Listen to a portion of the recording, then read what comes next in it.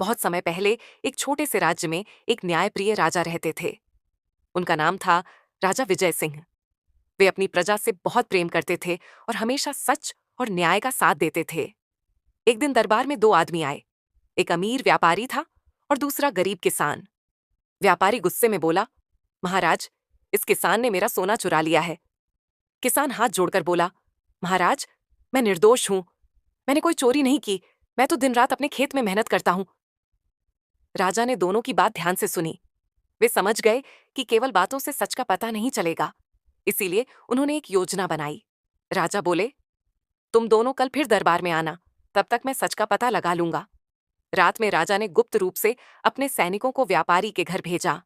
सैनिकों ने देखा कि व्यापारी ने अपना सोने का संदूक खुद ही घर के एक छुपे हुए कमरे में रख दिया था, ताकि किसान को फंसाया जा सके। अगले दिन दरबार लगा। राजा ने व्यापारी से पूछा, क्या तुम्हें पूरा विश्वास है कि किसान ने चोरी की है? व्यापारी बोला, जी महाराज, मुझे पूरा विश्वास है। तभी राजा ने गंभीर स्वर में कहा, तो फिर तुम्हारे घर के गुप्त कमरे में तुम्हारा सोने का संदूक कैसे मिला? यह सुनकर व्यापारी के चेहरे का रंग उड़ गया। उसने सिर झुका लिया और बोला, महाराज, मुझसे गलती हो गई। लालच में आकर मैंने झूठा आरोप लगाया। राजा बोले, लालच इंसान का सबसे बड़ा दुश्मन है।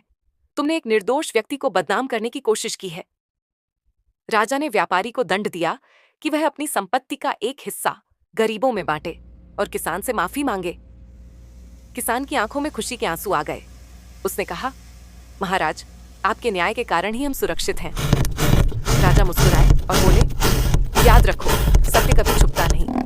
एक दिन वह जरूर सामने आता है।